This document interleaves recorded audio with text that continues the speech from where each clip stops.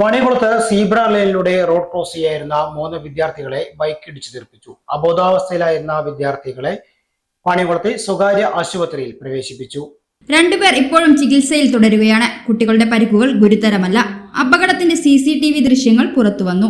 കഴിഞ്ഞ ദിവസം വൈകിട്ട് 4:45 അപകടം. നിർത്തി തന്നു. ഞങ്ങൾ 3 പാടെ പോകണം. ഒരാൾ നിർത്തി തന്നു. അപ്പോൾ ഞങ്ങൾ അങ്ങനെയാ നിർത്തേൻ്റെ ഇതിൽ നേരെ മുമ്പ് ഒരു ഏട്ടൻ ആരോ എനിക്കറിയില്ല വേഗം വന്ന് തട്ടി. ബാക്കിയൊന്നും ഓർമ്മയില്ല. പക്ഷേ നല്ല ഇതിലിടിച്ചു. ഞങ്ങളപ്പുറത്തെ കടന്നു തെറിച്ചു. ഏതോ ഓട്ടോറിക്ഷക്കാരും പിന്നെ എൻ്റെ ഫ്രണ്ടിൽ തന്നെ അമ്മ ഉണ്ടായിരുന്നു. അവരൊക്കെ പാടെ ബാക്കിയൊന്നും ഓർമ്മയില്ല.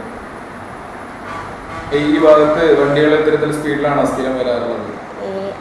ഇടക്ക് പക്ഷെ നിർത്തി തരാറുണ്ട്. പോലീസുകാരുണ്ടാവാറില്ലേ? ഇന്നും ഉണ്ടാവും. ഇന്നലെ ഉണ്ടായിരുന്നില്ല. ബാക്കി എല്ലാ ദിവസവും ഉണ്ടാവും.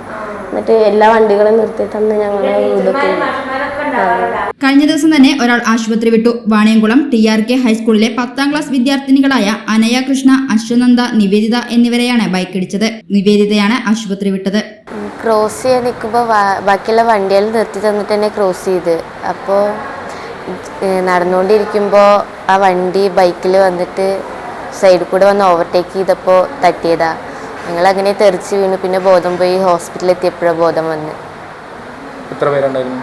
ഞങ്ങൾ 3 പേര്. 3 പേർക്കും പരിക്ക് പറ്റി.